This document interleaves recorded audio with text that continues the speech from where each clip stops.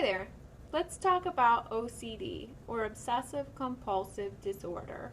I'm sure you know exactly what it is. Somebody has an obsession with a thought or an idea, and they're driven to a compulsion that they perform at least an hour a day, many times more than an hour.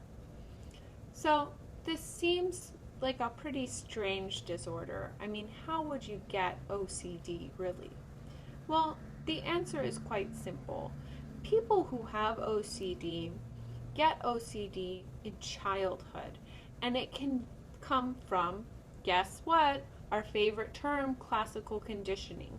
So, children can be conditioned by their parents, by their teachers, just by whatever social cues around them that it's appropriate to be cleanly and you must clean yourself a lot. And there's really a lot of pressure put on the child to be clean, and so they develop this need to be ultra clean, and they end up washing their hands 20 times a day. This is an example of conditioning at an early age, and it leads to an obsession with being clean and a compulsion eventually of washing your hands all day long. But what else can cause OCD? Well, here's a good example. Ironic processing. Do you know what that is? I've given you an example before. Let me tell you, do not think of your cellular telephone. What did you just think of? Your cell phone, of course. That's ironic processing. And that's why people who have OCD find it so hard to stop their behaviors. They think, I shouldn't be thinking about trying to be clean, and then they think about it even more and wash even more.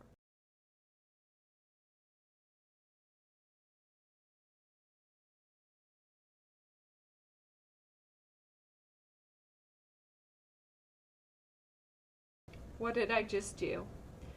That would be an example of compulsion.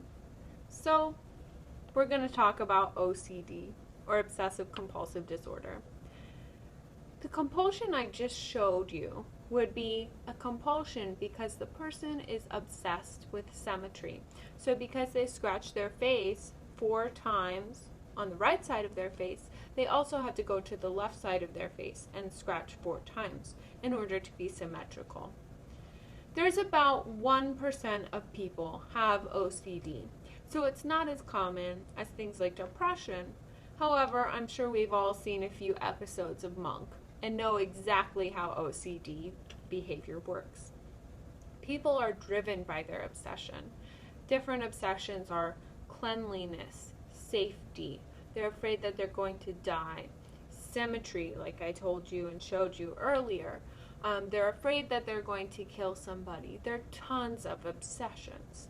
And these obsessions, they obsess about, which is why they're called obsessions, so much that they're driven to different compulsions. One common compulsion is checking. These are people who are obsessed with their safety, afraid that they're going to die, stuff like that. And what they do is because they're so afraid, say they're on their way to work, they come back home 6 or 7 times just to check and see that they turn the oven off or they turn the iron off because they're so obsessed with their safety.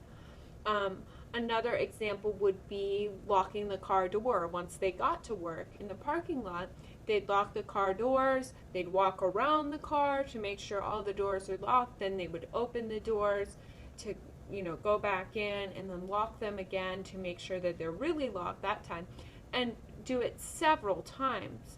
This is called checking, and it's a very common compulsion that OCD patients have. Another common compulsion is washing. People like to be clean. So people who are obsessed with the idea of being clean wash their hands for like 10 minutes, 20 times a day. All the time they're washing their hands. This is another example of a compulsion.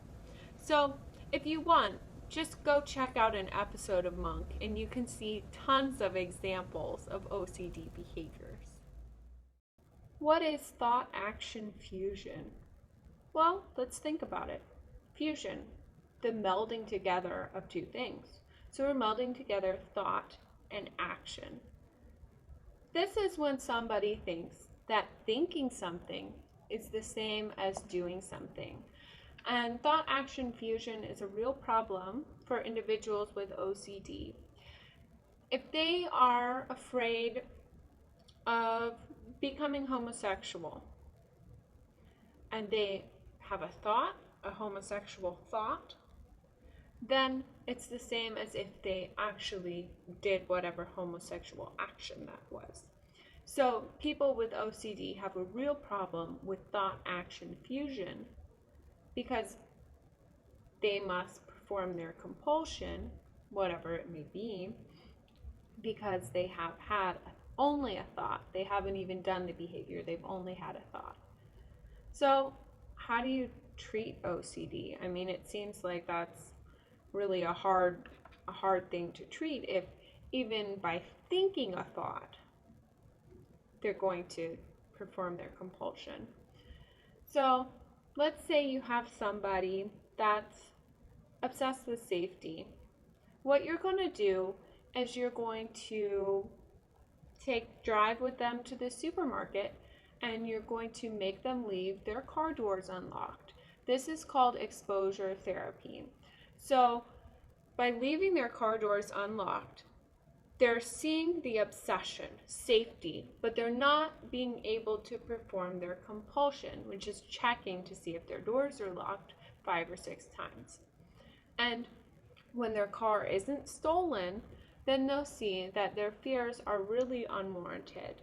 And obviously this takes some time, and it's probably very upsetting to many OCD patients if they have to leave their car doors unlocked, or if they have to be dirty, if they're obsessed with cleanliness, and not be able to perform their compulsion.